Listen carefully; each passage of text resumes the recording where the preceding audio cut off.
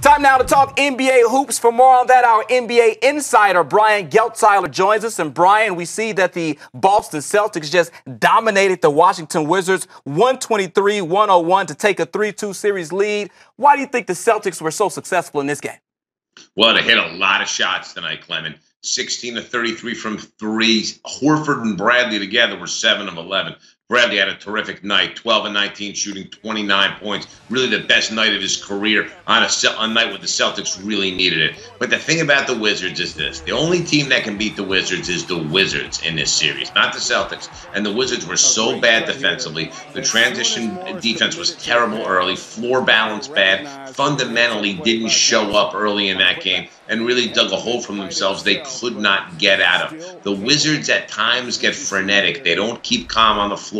They don't play discipline. Tonight was them at their worst. A very bad performance by Washington, but Boston did a great job of taking advantage of it. And sometimes for a team like the Celtics that likes to rely on the three-pointer, and they have to because they're pretty small on the perimeter, a night like tonight's a fun night where the boss is going in a hoop. And that's what happened for them. I mean, think about it. They didn't even get an enormous contribution from Isaiah Thomas. It was mostly Bradley and Horford and some Crowder. Even Marcus Smart had a really nice night for them. And they didn't have to rely on Thomas, and that's a major luxury for them, and that's really because they shot the ball very, very well. But the Wizards defensively they were so poor right from the jump and never really got it going all game long. Yeah, lazy, because the game plan is we're going to make the other guys beat you, right? So they were able to take the ball out of Isaiah Thomas's hands, but that means your attention to detail has to be even on higher alert because rotations have to be on. They were so slow, like Brian was saying, kind of moving, going guy to guy, identifying shooters, getting a hand up, chasing guys down.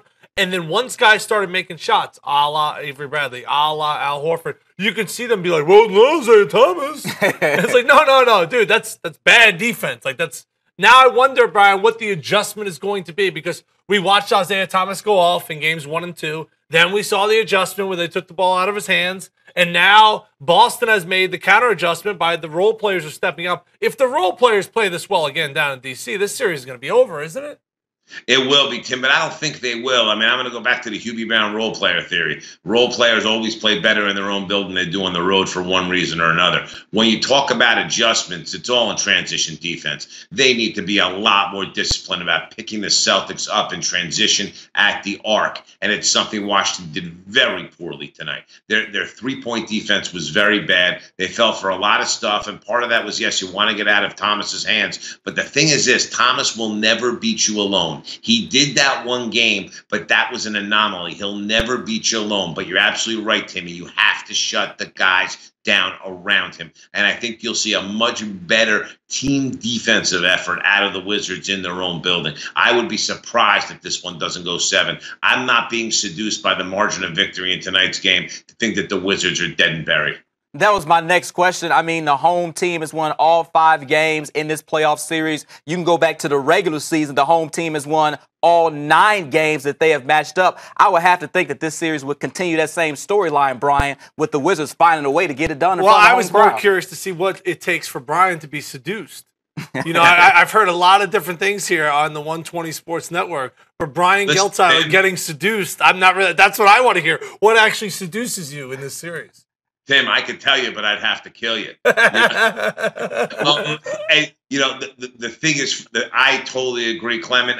This is a home team series, and I think Washington comes back home. The thing about they played so bad tonight, the Wizards, and it was really, and for the Wizards, it's all between their ears. This is a team that is so talented, and it all came together almost too quickly for them this season. And you wonder when they're going to grow up a little bit because immaturity is what hurts them. They think, and they're a team that hasn't accomplished much, and they think they can turn it on and turn it off whenever they want, and that's a collective immaturity thing. But I do think if they can stay focused enough, they are capable of beating the Celtics 2 games in a row, even though we've had mostly the home team. I'll tell you, I picked the Wizards in 6 before the series began.